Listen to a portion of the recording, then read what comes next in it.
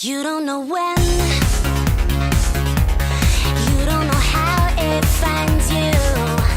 If you and far between, if you and far between. And until then, So where was I? Πρέπει να φύγω. Κάτσε λίγο ακόμα, σε παρακαλώ. Εντάξει.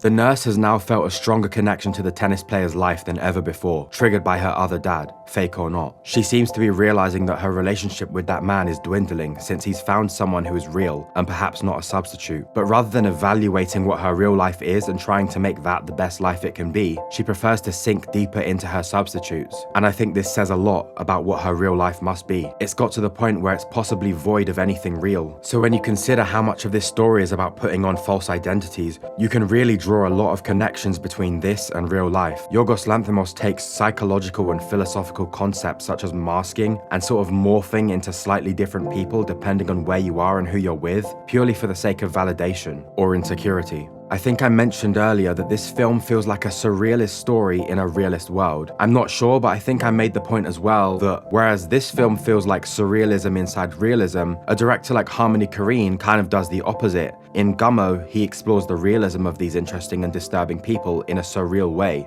Realism in surrealism. They're gonna have to take off one of my boobies. And I know what happens when they do that. Boys will stop looking at me. And once, when I finally meet a guy that likes me and he sees my scar, he'll just stop talking to me for no reason. Boys are like that. These two films work so well in discussing the human psyche in a very intense and thought-provoking way, but neither feels so fake that you can't immerse yourself into the story. Εγώ λέω να μην την περιμένουμε. Μάλλον δεν θα έρθει. Συμφωνώ, έχει καθυστερήσει πολύ. Ποιος είναι πρώτος?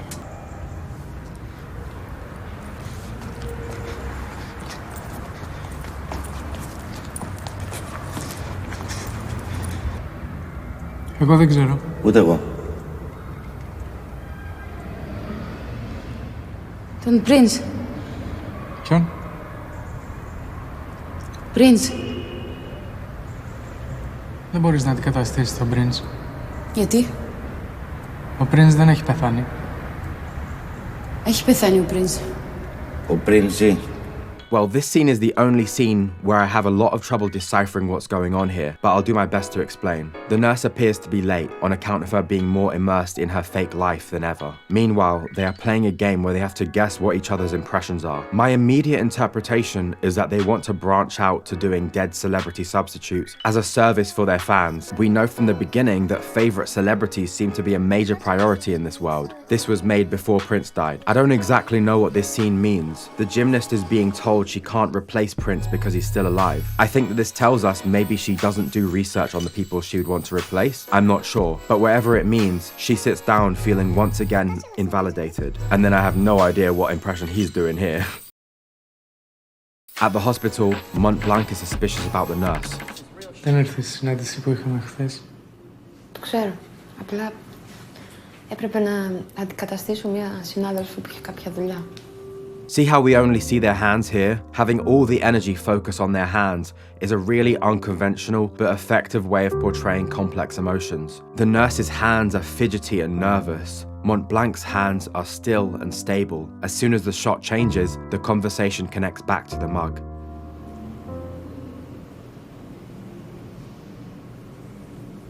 Η κούπα σου είναι πλημμένη, δεν ήπιες όλο το βράδυ καφέ.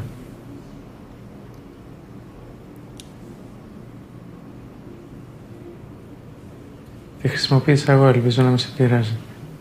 Όχι, δεν με πειράζει. Καθόλου. Δεν έβρισκα τη δική μου. He knew what her cup looked like since she offered it to him. This is a secret interrogation about where she's been, disguised as a casual conversation about mugs. The way he says, "You didn't drink any coffee all night," it sounds like a regular question, but I think they both know it's an interrogation. Mont Blanc makes sure to tell her that he used her mug without asking. He probably feels he's entitled to as a way to reinforce his power as her boss. When she says not a problem, it all feels like a mental defeat. Whereas when this mug side plot was introduced to her, her dialogue is a little more freeing. Then they mention Prince again, and she also didn't know he wasn't dead. Kinda reminds me of the Mandela effect. Sometimes pop culture icons fade into a niche of a still very huge and committed audience, but there was a time when Prince wasn't really in the top 100s by the early 2000s. It can make sense for people who haven't really heard from a celebrity in a while due to their circumstances, who have seen countless media pieces about celebrity deaths, could result in these people assuming he was dead. Μήπως είδες κάποιον να πίνει με την κούπα μου? Αυτή με τα κόκκινα γράμματα που γράφει Λος Άντζελες. Όχι από όσο θυμάμαι. Περίεργο. Μπορείς να παίρνεις τη δικιά μου όποτε θες. The "take mine whenever you want" line, I can't help but feel like this is a telepathic apology. Sounds like a secret begging for forgiveness after the interrogation she picked up from him. We immediately lead to a scene where Mont Blanc follows the nurse to see her changing into her tennis uniform. He was told the tennis player survived, so it's all revealed.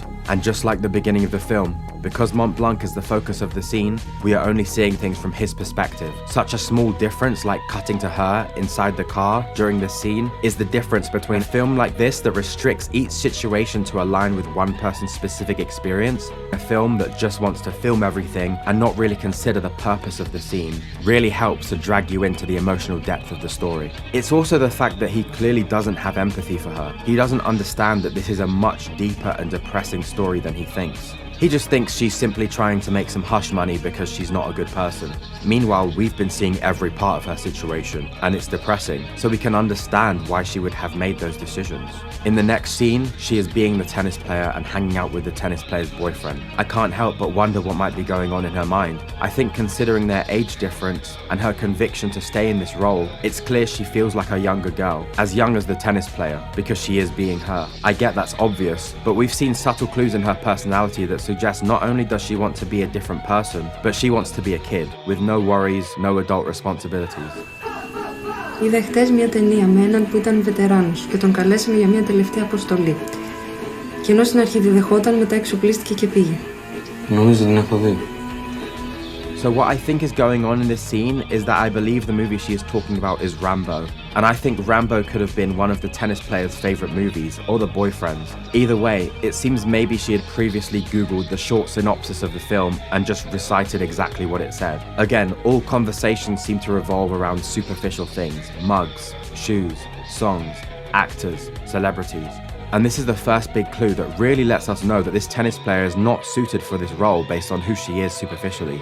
Her age is different, she can't dance well, she doesn't act like a teenager, but she 100% feels like a teenager on the inside. Probably a trauma response, a case of age regression. That's just what it seems like to me. Whereas no one has conversations about the gymnast biting her fingers, her very clear depression and anxiety, yet we are being drawn to it by the power of Yorgos. I think as well, even though we have never seen Maria the tennis player operate as a functional human being, I think we can make an educated guess from quite early on that considering detailed nuances in the gymnast's behavior, having this hard cut here that made it seem like she was the one who was hit, and the fact that eventually she does pursue this role, I think we could then assume that Maria might have had anxiety or depression too. They literally tell her to bite her fingers, so there's not even any ambiguity there. I wrote in the script that Mont Blanc probably noticed that the biting of the fingers was a part of the description for the tennis player if he had spoken to the parents before she died. But I did mention earlier that the reason he wanted her to be the tennis player is because of things like her age and her athletic skill. That's the superficial, but we still see the deeper layers. That the tennis player is someone with no authority over others and is treated like a whiny child, but she's someone who would like to be an adult, have control and freedom in her life, whereas the nurse seems to be someone who has always been taking care of other people. She's always obligated motivated to act as a protective adult, but what she really wants to do is go back to being a child with less responsibilities and wants to receive care and love instead of giving it. So back to where we were, she dances and the tennis player's parents watch. Bob Dylan over here shows no expression, just like the parent and just like most of their clients. It's almost as if they're autistic, less social, more observant. The parents are also out of focus as they catch her in the act, as her real daughter probably did.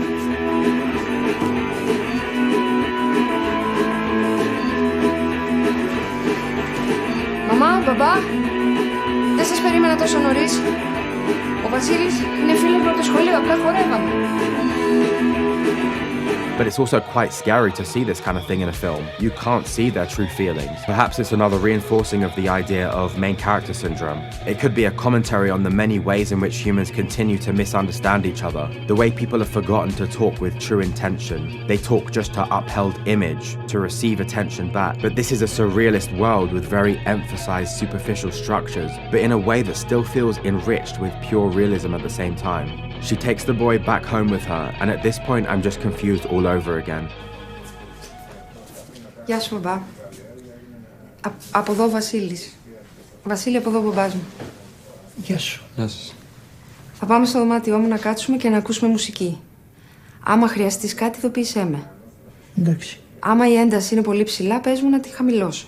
Εντάξει. Εντάξει.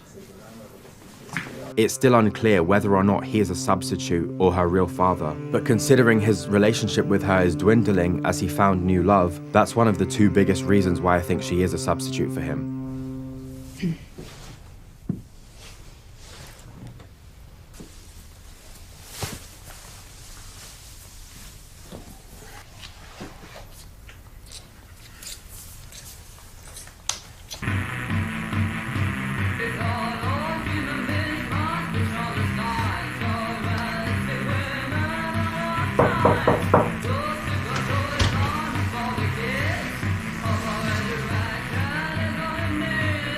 Η ένταση είναι ψηλά. Χαμήλωσέ το.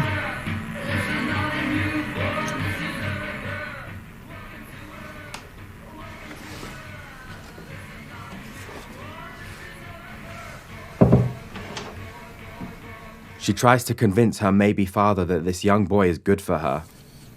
Ο Βασίλης είναι μικρότερος από μένα, αλλά ταιριάζουμε πολύ. Σε διάφορα πράγματα. Έχουμε πολλά κοινά ενδιαφέροντα. Μουσική, σπορ.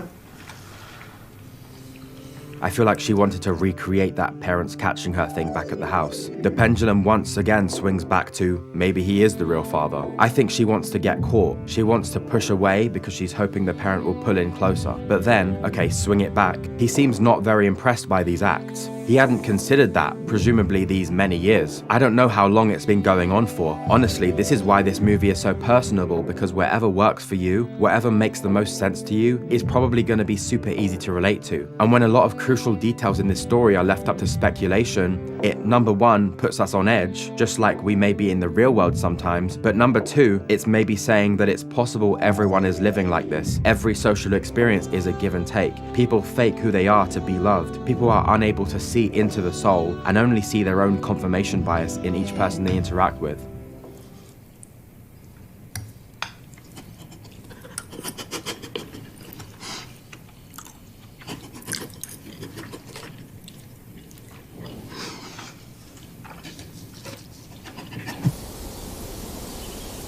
I think this moment when she cries is the moment a part of her truly realizes the situation she's in, that she's essentially losing everything she once thought would give her happiness.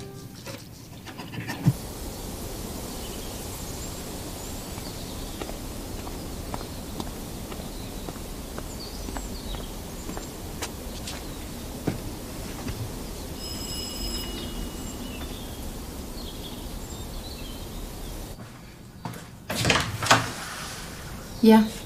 Ποιος είναι, αγάπη μου? Μια συμμαθητριά μου, μαμά. Δυστυχώς δεν μπορώ να έρθω βόλτα μαζί σου, γιατί έχω διάβασμα και μετά πρέπει να παρευρεθώ σε ένα πολύ σημαντικό τουρνουά τένις. Θα τα πούμε αύριο στο σχολείο.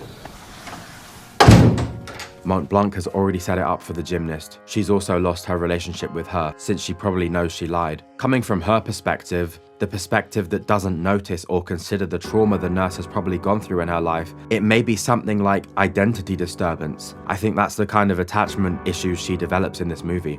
But on the surface, it was just a selfish act for hush money. Considering the gymnast is stuck in her own bubble of perception, she's maybe thinking, I have no control in my life. But that tennis player gig seems like something that really suits me, something I was made to do, because in everything else, I also seem to be told that I'm doing it wrong. I forget my lines, I'm nervous, I don't like the music my coach gives me, but she's not allowed to speak out about it. This job, again, superficially, feels like a way for her to live. As I mentioned before, Maria, the tennis player, is the center of this universe, and we have been seeing two deeply hurt individuals do anything they can to occupy that central space. One who fits the description, and one who longs to fit that description. When she opens the door, we don't even see the nurse's face, only out of focus or from behind. Remember how earlier these characters were out of focus? That's where she is now. She feels like she no longer matters. If she can't occupy this role in order to receive love and affection, she simply has no love at all. And I'm sure if you've ever gone through depression or honestly a wide range of mental health issues, you can probably put yourself in her shoes. Of course, it's this partly uncaring, superficial universe's fault. We wish maybe she could have found real people to build a community with, but perhaps no one exists like that in this world. Or perhaps she's tried, but has always felt out of place. It's truly a tragic concept that I think we should really all think about when it comes to how we navigate through our lives. You never know someone's situation, so why do we all just judge?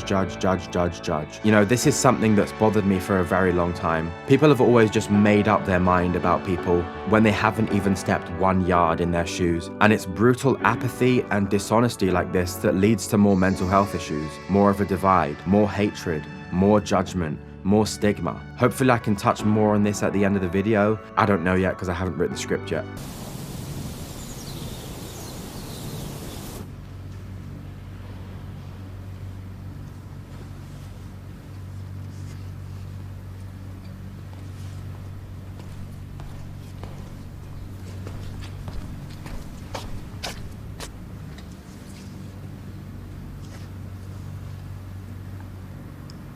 Θα κάνουμε ένα τεστ. Θα χρησιμοποιήσουμε αυτό το αντικείμενο.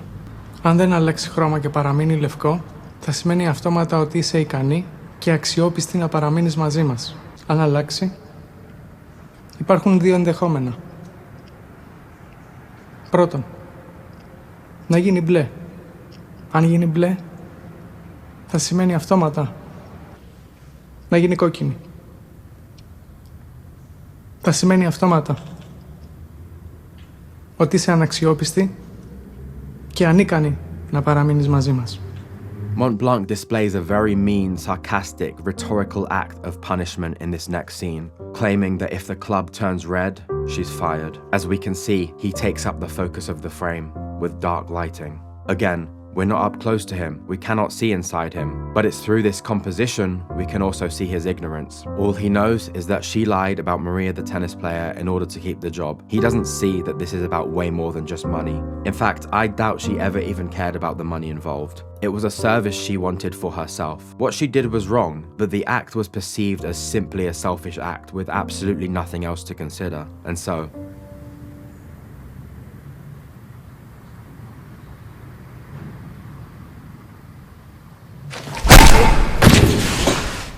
she tries to cover up her hair. She tries to cover up her wound is what I meant to say. And also I've been saying Maria instead of Mary.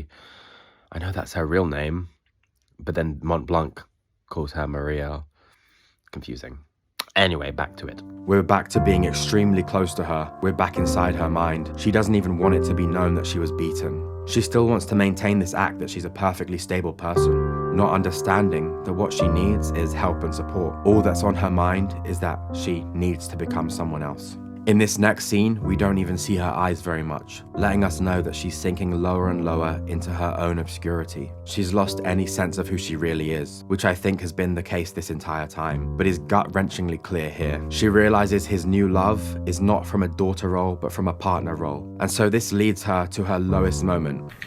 Ποιος ήταν ο αγαπημένος τοπίο της μαμάς? Ο Ρόμπερτ Ρέφορντ. Και εμένα. Αγαπημένος τραγουδιστής. Χάρη Μπελαφόντε. Εσένα. Ο Έλβις Πρέσλι. Και εμένα.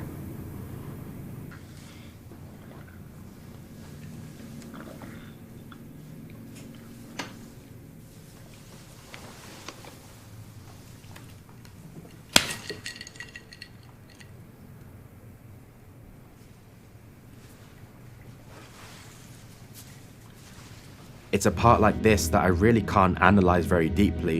You know exactly what's going on here. It's being portrayed in the saddest way. Close and unstable composition focused on her obscured face, and when she puts her hand on him, we can tell this is not coming from a place of perversion. At this moment, it's coming from a place of agony and desperation for love, affection, and validation. Yet again, the father's perspective is observational and matter-of-fact. The way he slaps her doesn't even seem emotionally motivated. It seems as void of emotion as casually killing a fly. Even when she begins walking away, he just immediately goes back to drinking his drink. She's now lost him as someone to receive love from, so she quickly switches to her next plan. And it seems like her mind is just full of chaos, non-stop impulses, and clinically unstable desperation. She finds the father's new partner and tries to dance with her, perhaps to substitute as the father now. She just wants to reach out to one person in order to get something out of it.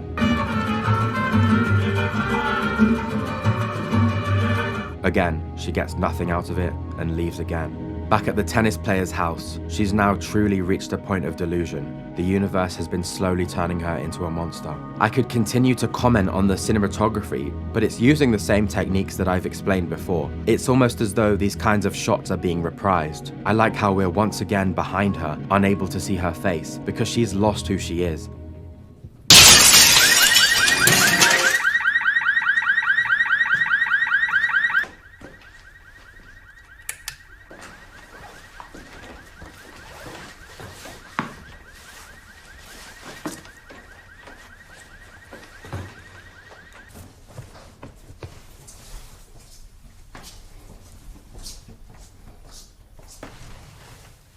Ωραία παπούτσια. Ευχαριστώ.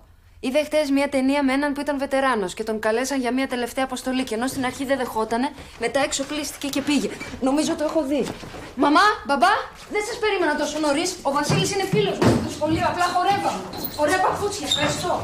I like how the camera moves shakily here in a way that reminds me of the very first scene of the film, with the gymnast who was also going through pain. Nothing's neat about this sequence of shots. She continues reciting lines and aggressively trying to pretend to be Maria. Reminds me of X Factor auditions when they're being taken away by security, crying and continuing to sing. Μπαμπά, γύρισα. Μου ανοίξει, παρακαλώ. Ήμουν πολύ καλή σήμερα. 4-2 στα σετ.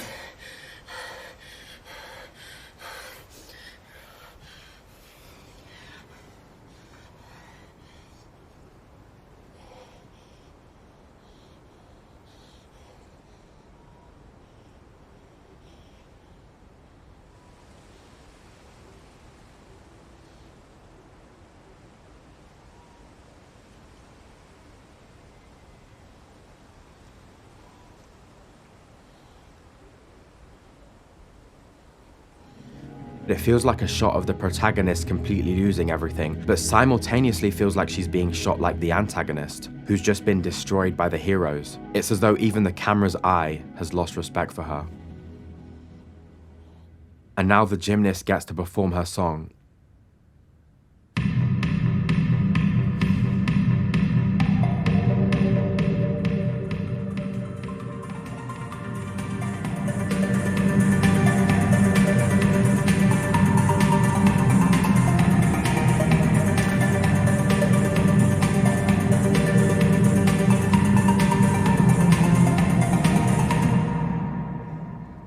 It's as though she's the hero who finally got what she wanted. Until... Είσαι ο καλύτερος προπονητής του κόσμου.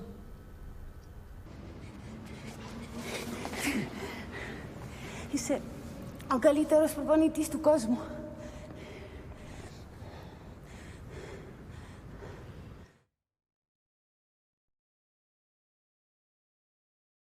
She truly sees that this goal of happiness was only superficial. She hasn't truly gained anything. This idea of a happy ending has now dawned on her as nothing but a decoy.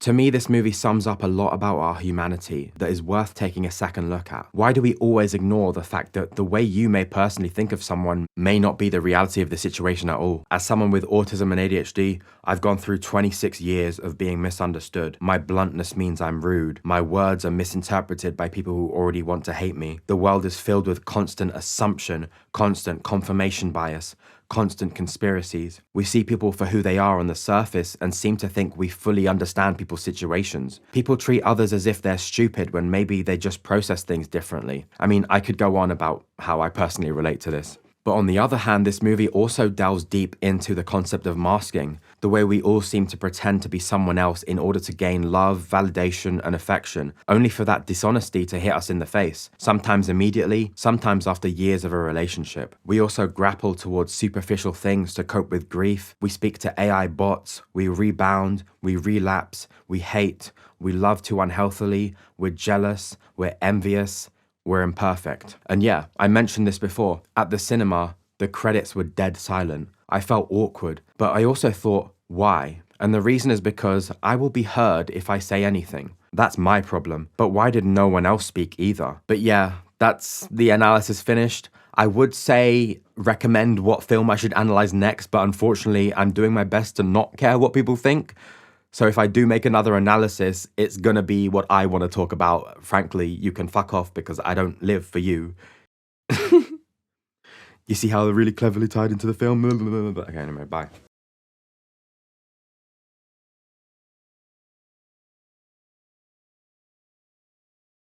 Alright guys, just the things to mention that I didn't mention in editing. I mean, I obviously mentioned the superficial thing, like, a lot. But it's like, even the nurse, she has this superficial assumption of what the tennis player's life must be like. She has no idea who you know, what the life is. She's making, you know, an assumption. And so I say about, you know, everyone makes assumptions, you know, and I was kind of thinking of like the other people make assumptions about the nurse because they put her into this role. It's her as well. Everyone's involved in that. And I think the fact as well that I called the tennis player Maria, not Mary. Like, I forgot, like it was a mistake. And maybe that's also like a part of it, you know? But I was thinking maybe Maria is the name. Maria is the name Mont Blanc gave her because that's his version of her, whereas her real name is Mary. Those are two people, maybe they're two different people. There's the real tennis player and the tennis player we all think she is. Maybe the nurse heard her description and immediately thought that that was the kind of life she wanted. It seems like maybe the tennis player had like maybe competitive parents. So I take back what I said about her being free of responsibilities. But from the nurse's perspective, she makes that assumption. And maybe even the gymnast, you know, made the assumption too that her life is just perfect, even though it may not be. Again, it's another superficial thing. But I was thinking maybe Maria is the name. Maria is the name Mont Blanc gave her because that's his version of her, whereas her real name is Mary. Those are two people, maybe they're two different people. There's the real tennis player and the tennis player we all think she is. It's worth watching and like really evaluating when the emotions aren't being shown and when they are being shown, because people who may watch an art film will see it and get the impression that like they're bad actors, but it's clearly all intentional. Everyone in The Lobster acts the same way except like John C. Reilly. It seems like he can't help but emote even in a Yorgos joint. It just dawned on me that the gymnast says you're the best coach in the world 2 times in the film, at the very end and in this scene here. And I'm thinking maybe when she says that at the end, it may be part of her reminded her of that, the reality of what's going on, the fact that this fucking pop song is not gonna solve all her problems, even though she was seems like she's been, you know, manipulated and conditioned to believe that kind of thing. But it's not real autonomy. It's superficial autonomy. And again, at the end, the dance at the end, she's blindfolded. She still chooses to be blindfolded. And obviously, these are probably, you know, what the coach is telling her to do.